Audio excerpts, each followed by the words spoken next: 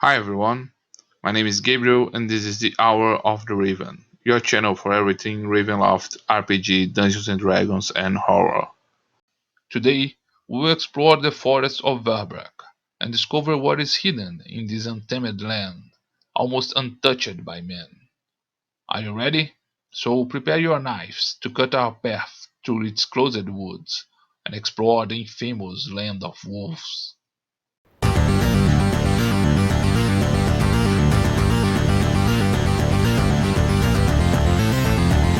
Hour of the Raven.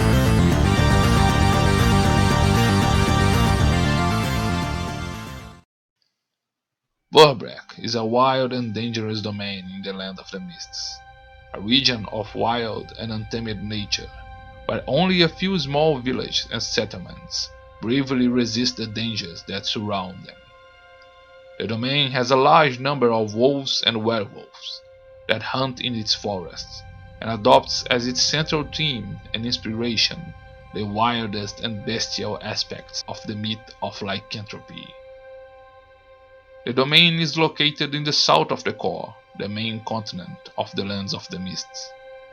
In the past, this domain bordered the kingdom of Citicus to the south, the realm of Invidia to the east, and the region of Arcandale to the north. After the Grand Conjunction, the domain of Verbrek absorbed the domain of Arcandale, significantly increasing its territory, and began to border the kingdoms of Borca and Hishimblot in the north and the lands of Mordant.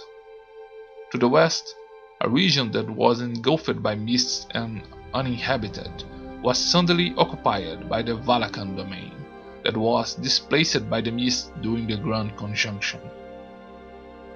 The domain of Verbrek is known for its wild and untamed nature and for its dense forests of ancestral trees. Those who explore these lands will not find large cities, roads, caravans of merchants, or any other sign of the presence of civilization. The climate in Verbrek is temperate, with hot, humid summers and bitter winters. At the end of May, torrential storms hit the region, causing floods that create small streams in the ravines and transforms part of the forest into swamps. The entire domain is covered by a single and gigantic forest, and different regions of the domain are divided by countless rivers that cross Verbrek. In the northeastern part of Verbrek, to the north of the Bone Silver River and to the east of the Muzard River, near the border with Borca, is the region known as the Bleeding Barrow, a rugged upland. The name of this region comes from the large limestone bluffs that overlook both rivers, which appear to be stained with rust-colored stripes of some type of mineral. Some explorers report the presence of petroglyphs in the region, which depict men undergoing transformation into beasts. The forests of the high plateaus are avoided by the natives, as legends point out that they are inhabited by other metamorphic beasts, rivals to the feared werewolves. To the south of the Bone Silver River and to the east of the Muzard River are the Carrion Downs, hills covered by forests and with dangerous ravines. Explorers of this area should be aware of the many sinkholes covered by decaying leaves and logs, which can injure and imprison unwary travelers, making an easy prey for wolves. To the north of Verbrek, there is an elevated region known as the Winterfell Crest, from where two rivers arise, the Quivermoon and Harang. The terrain is rugged, with thick forests and ravines making exploration almost impossible. Large rocks can be found standing in the form of circles or lone monuments, with marks of claw and bloody palms. The region is considered sacred to the werewolves, and invaders must be prepared to be confronted by countless of these creatures. South of the region of the Winterfell Crest is the Vale located in the central region of Verbrek, known as the Vale of Memory.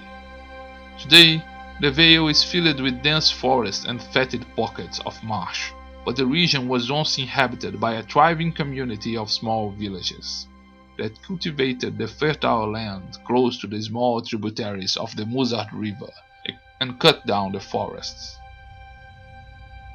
The ancient tales tell that the presence of humans offended the wolf god, who sent nature's fury upon them.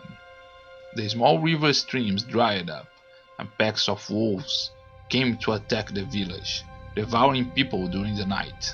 Today, only ruins from this village can be found, covered by vegetation, and clearings filled with human bones. When we climb the last elevation to leave the vale, we arrive at the Ghost Flame Bottoms.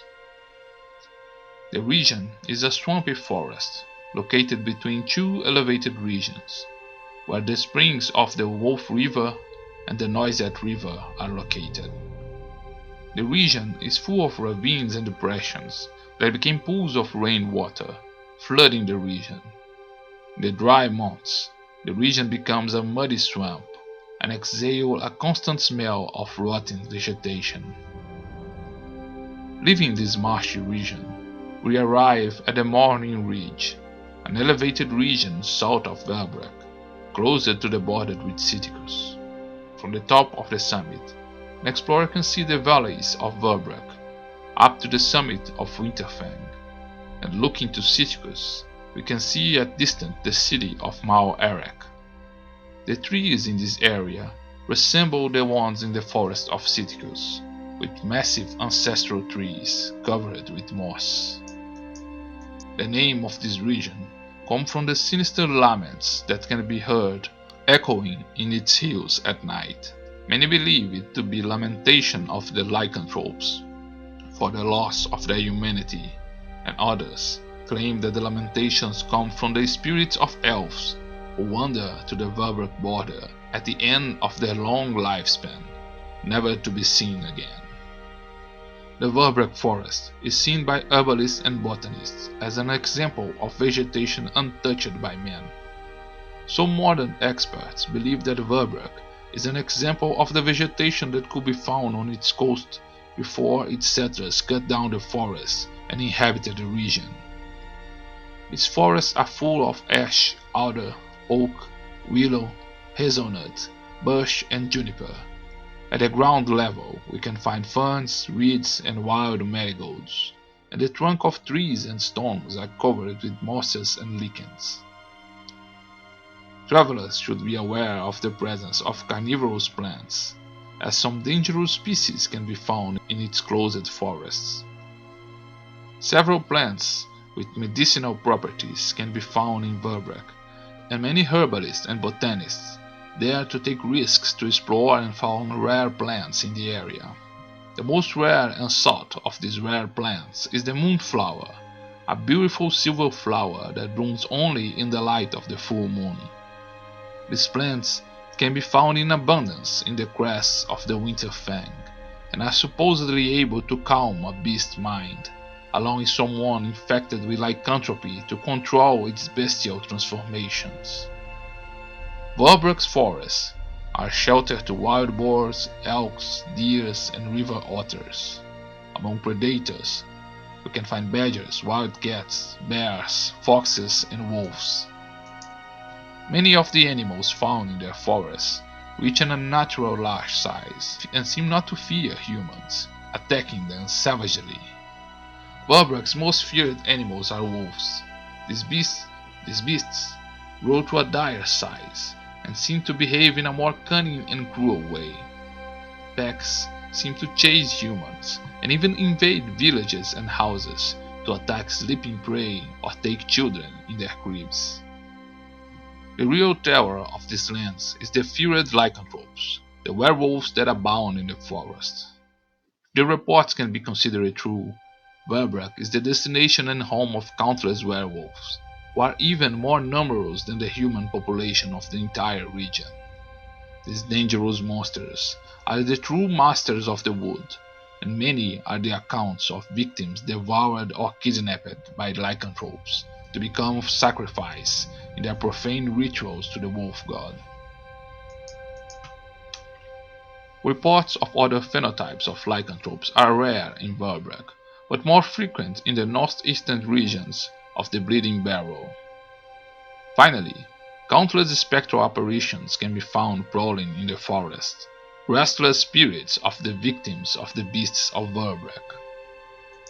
Regardless of the region explored, traveling through Verbrek is a great challenge. The soil is uneven and rugged, alternating between swampy and rocky regions, and the land is full of ravines and roots that constantly curl up on the legs of unwary travelers. The canopy of tall trees is dense, and creates an environment of constant gloom, making explorers use lanterns and torches even when traveling during the day. These difficulties and the absence of roads make river navigation the only effective means of transport for those who want to explore the region. The sparse villages that can be found in Verbrek depend on these means of transportation and maintain small river ports, their only connection and trade route with the outside world. Estimates indicate that about 2,000 people live across Verbrek, the vast majority of them human, or at least appearing to be human. In these sparse villages, we find less than 800 people living inside its protected walls. The few villages we find in Verbrek live in isolation with the resources they gather from nature, aimed more at survival and safety than any other purpose. These villages are surrounded by wooden palisades that protect their residents and flocks from the dangers of the forest. Its streets are stretches of earth and mud, and its buildings are almost entirely made of wood, usually having a single room. Verbrek natives are short in stature and hardened by the difficulties of a life in an inhospitable land. They usually have fair skin, green or blue eyes, and hair ranging from blonde to dark brown. Their hands are calloused from work, and they are usually thin, the fruit of a life of deprivation. Fragile and sick children do not usually survive long, especially during the rigors of winter. Women tend to wear long hair, which grows loose, colored and tangled, and men cut their hair at the shoulders, but leave long beards and mustaches, equally careless. The clothes of the people of Verbrek are practical and simple, usually made of leather or wool, and not dyed or ornate by any aesthetic concern. An item that can always be found in their possession is a hunting knife, which is always set close to the body whenever they wake up in the morning. The people of Verbrek speak a dialect derived from the Mordant language, known as Low Mordantish. The life of a native from Verbrek is geared toward survival, and their constant struggle against the dangers of nature that surrounds them. They live from agriculture, with plantations close to the riverbanks, and livestock, which must be constantly monitored by dogs and kept in protected areas at dusk. In addition to this subsistence plantation, they negotiate part of what they produce with merchants from other realms, who risk navigating the rivers to negotiate in these villages. A few natives engage in more dangerous activities, and risk hunting and collecting fruits and herbs in the forests. These brave hunters maintain refuges in the woods, in high places, away from the reach of forest beasts. Verbrek's family usually live in the same room and are very close. Survival depends on the contribution and work of all members, and a great sense of solidarity is established among its members.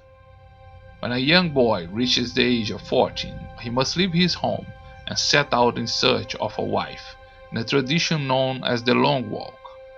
This is a tradition taken seriously by the natives, and it's considered a test of skill and courage, and a rite of passage into adulthood. The young man goes through the woods, praying to the wolf god, to spare them from dangers and lead him to his goal. Usually, this journey does not last more than 15 days, and take them to the nearest villages and houses. When a young boy Kurt, the first girl of approximate age they meet, and ask for her family blessing. Some of these kids, however, never return, dying on their journey or wandering through the woods to live in solitude or surrender to a darker destiny. Marriages are designed for practical reasons and do not involve any kind of loving contest in the choice. Despite this, the institution is taken seriously by the people of Verbrek, and cases of infidelity are rare. Each couple has only 2 children, and using their knowledge of herbalism to prevent pregnancy, as the local belief is that the 3rd child will be born with the curse of lycanthropy, and the children will be taken by the wolves to live in the woods. The people of Verbrek learn early on their lives the practical knowledge to survive in the woods, and learn how to set traps, hunt, navigate canoes, and build shelters against the snow. This practical knowledge is reflected in their culture, and few learn to read or write, and they show disdain for foreigners who demonstrate greater academic education and scholarship. The diet of the people of Verbrek is derived from what they take from their plantations and hunt in the nature, and is not known for any typical dish. Before winter, they store grain and salt the meat to ensure their survival during the toughest months. They fabricate a bitter beer that is very popular in the region. Life in the midst of such wild and dangerous environment makes the people of Verbrek experts in survival in the forests, and they are always vigilant and attentive to the constant dangers that surround them. One can hardly surprise a native of Verbrek, who rarely lowers his guard or attention. In their rare moments of rest, when they retreat to the safety of their homes, they dedicate themselves to music with rustic instruments and storytelling, with tales full of talking animals that take on human characteristics, especially wolves. The natives of Verbrek do not usually have contact with magic, but respect magic users, as they have skillful instruments of survival, regardless of the origin of their power, be it arcane or divine. The native population of Verbrek is not dedicated to a single religion, and no temple will be found in their villages. Still, some of them have faith and pray to deities. The Church of Ezra has some isolated devotees in its inhabitants, but the Church of Hala, with dogmas that preach wisdom and harmony with nature, is more attractive to the culture of the natives of Verbrek. Hala's faith seemed to have spread to Verbrek through a warlock who came from Mordant in the past, in order to protect the people from wolf beasts, and he built small shrines in the woods, capable of protecting those in its proximity from being hunted and found by wolves. The most feared of the gods, although not directly revered by the native human population of Verbrek, is the wolf god. This deity is worshipped by werewolves, but few the imagination of the population, and it's not uncommon for prayers of mercy to be said to the wolf god in times of danger, or for superstitious hunters to make offerings of the first hunt to this entity as a form of respect. Rumors tell of a secret group of humans known as the Woodcutter's Axe that oppose the religion of the wolf god, and believe that this god hates men for fearing them and envying the benefits of civilization. This group believe in a prophecy that one day a 3rd child will be spared by the wolves, and grow up to rise and defeat the wolf god and expel the werewolves from Verbrek forever. A few mad and evil humans secretly worship the wolf god, even though its dogmas are openly against humanity. These madmen make secret sacrifice in the forests and hope to receive the blessing of lycanthropy to join with the werewolves who rule the forests. Verbrek's economy depends on its natural resources, and river trade with other kingdoms has helped its population to survive in these lands. Its rich soil is fertile, and its few cultivated areas produce abundant food. Animal husbandry is also common in the region, despite the limited grazing area, and the cheese produced in the region has become famous in neighboring lands. Fishing is an abundant activity in its rivers, and the hunting and fur industry also produces important results in commerce to the native population. Logging is seen as a dangerous activity. Natives remove only what is essential for their survival, as they fear to enrage the wolf god and the werewolves. Foreigners have already tried to establish extraction operations in Verbrek, but these activities usually end after violent attacks and strange accidents. No currency circulates through Verbrek, and commerce takes place mainly through barter. The little money they get from foreigners is only used when the same river merchants return, having no practical use in their routine. The Verbrek region is not a kingdom and has no formal government. There is no law or force to defend it, other than its relentless nature and its wild beasts. A Verbrek resident is sovereign over his home and land, and depends solely on his own ability to survive and defend himself from the dangers that surround him. In villages that bring together many families, a council is formed among the elders of each family, called a gamut, to resolve issues that affect the community. No rule or law is drafted, and this council usually acts only if serious issues of disputes or conflicts occur, but such situations are rare. As we look beyond the treetops, we realize that the sun is going down, and we need to seek shelter to protect ourselves before dusk and the dangers of the night. We can hear some howling at distance, and we realize that we are being followed by wolves, which are getting closer and closer to our location. Luckily, we saw a curious stone building, a fortified lodge in the middle of the woods. We knock on this fortified door in search of shelter, and surprisingly, we are accepted inside. Subscribe to this channel, activate notifications, and join us while we meet our mysterious host and seek to unravel the mysteries of the past of this wild land.